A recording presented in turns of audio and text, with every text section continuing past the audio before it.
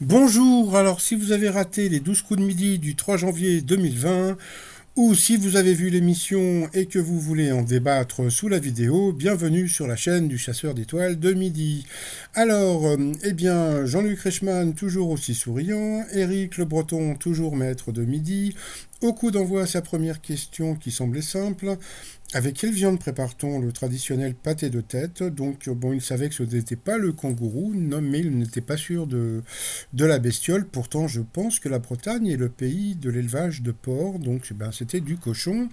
Alors ensuite, vous aviez donc Corentin de Grenoble, vous aviez la très jolie Brune de je sais pas d'où, et vous aviez la très jolie aussi Anaïs. Alors pour Corentin, la première question.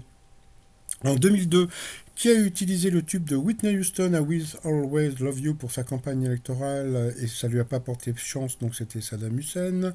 Pour la très jolie Brune, sur Instagram, à quoi sert la nouvelle fonctionnalité mise en place en juillet qui permet de relier sa photo à une fausse adresse? Eh bien, c'est pour éviter que tout le monde aille à un endroit trop mignon pour polluer l'endroit. Après, pour la jolie Anaïs, selon un récent sondage, lors de quelle activité 17% des possesseurs d'oreillettes sans fil les gardent-ils dans les oreilles? Donc c'est lorsqu'ils font l'amour. Donc il paraît que la musique la plus écoutée est le reggae. Chacun ses goûts et ses couleurs. Par définition, avec quelle partie de son corps un prestidigitateur est-il habile? Donc bien sûr, c'était les doigts. D'après un palmarès récent, quel sera le prénom féminin le plus porté par les nouveau-nés en 2020? Eh bien, c'était Eva. Selon l'économiste Alan Greenspan, quel produit de consommation est un très bon indicateur de crise économique? Donc c'était le SLIPE. Ensuite, quelle récompense à chaque automne les prix littéraires cofondés par Radio Nova en 2012? Eh bien, c'était la meilleure page 111. Bon, étonnant.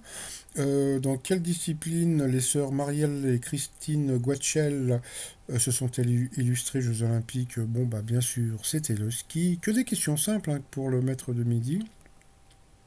Quel prénom était tatoué sur la cuisse de Bonnie Parker? Eh bien, ce n'était pas Clyde, mais c'était Roy, donc c'était, je crois, son premier mari. Donc, sur cette question, Corentin est passé au rouge, qui dit rouge dit duel. Il n'a pas eu les coronesses de prendre Eric en duel, donc il a pris la très jolie Brune.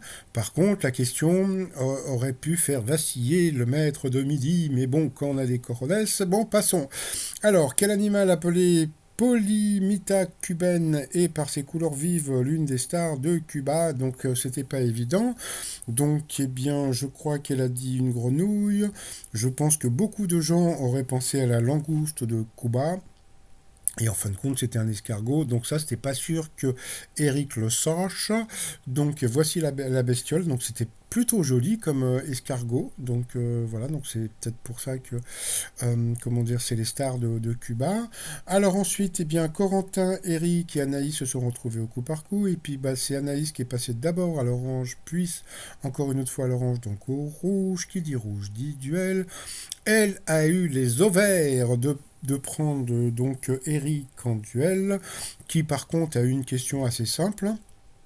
Sous l'Ancien Régime, qui étaient les serfs et les vilains? Donc bien sûr, c'était les paysans. Donc ensuite, eh bien, Eric et Corentin se sont retrouvés en coup fatal. Et puis alors, il y a eu l'incident. Donc voilà, il y a eu un manifestant. Donc il y a eu un manifestant, je crois, qui était Ch'timi, donc qui est venu manifester une envie. Donc voilà, donc il est venu se présenter à Jean-Luc Reichmann parce qu'il avait une très grande envie. Il avait envie de cep, envie de pisser.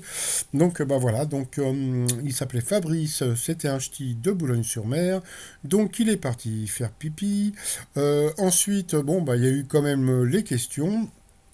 Corentin a passé beaucoup, donc je pense que je vais décerner maintenant en 2020 donc le fer à repasser comment dire du jeu, parce que bon, j'ai remarqué qu'il y avait beaucoup de candidats qui passaient, puis qui passaient, qui repassaient, etc., etc. Donc là, je crois que je vais offrir un comment dire virtuellement bien sûr à Corentin un fer à repasser. Donc bon bah voilà, à force de passer et de repasser, donc bon bah il a perdu. Entre temps, Fabrice est revenu des toilettes. Donc voilà, donc il est venu avec son accent ch'ti, donc plutôt sympathique, se présenter face à Jean-Luc Reichmann. Donc entre temps, Eh bien, à force de passer et repasser, eh bien, Corentin a perdu, donc bye bye Corentin, poignée de papate. Ensuite, par rapport au coup de maître, alors les questions. Quelle est la formule la plus appropriée pour s'adresser à Albert II de Monaco? Donc, c'est Ton Altesse Sérénissime, hein, comme disait Danny Wilde dans je ne sais plus quelle série. Ensuite, après, sur quelle île le bagne de Cayenne se trouvait-il? Donc, c'était l'île du Diable. Alors ça, il n'a pas su, moi non plus, je ne savais pas. Mais donc, ce qu'il y a de bien, c'est que bon, bah, maintenant, dans les coups de maître, bon, j'espère que ça va durer parce que ça va donner plus de crédit donc, à l'émission. C'est qu'il y a des questions beaucoup plus difficiles dans les coups de maître. Donc, quelle sorte de chien est le Whippet? Eh bien, c'était un lévrier. Donc, voilà.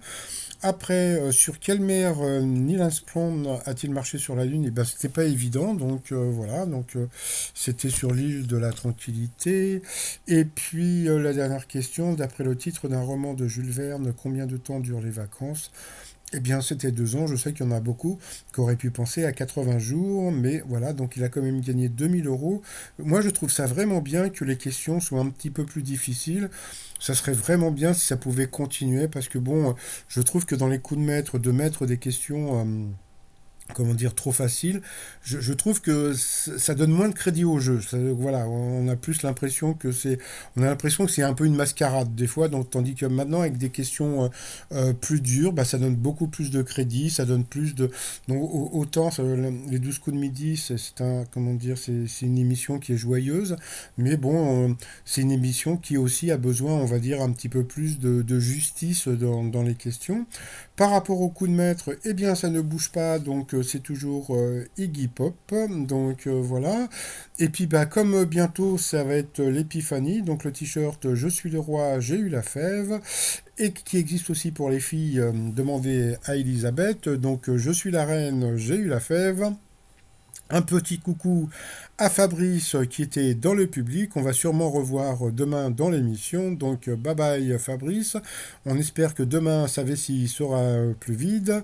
Et puis sinon, bah, comme on peut voir, le maître de midi se retrouve pour l'instant avec 185 000 euros 861 de gains. Donc, et puis, alors il y a un truc qui est super rigolo, c'est que maintenant quand il dit au revoir, il n'arrête pas de bouger ses mains. Il fait, on dirait Miss France. Voilà, quand il fait des coucous, je vous jure qu'on dirait Miss France. Donc bon, bah, vous verrez demain. Regardez bien, comment dire, quand le maître de midi fait coucou, il le fait à la façon de Miss France. Voilà. Bon, sinon, bah, pour le t-shirt, le lien est sous la vidéo. Sinon, je vous souhaite une agréable journée et je vous dis à demain. Bye bye.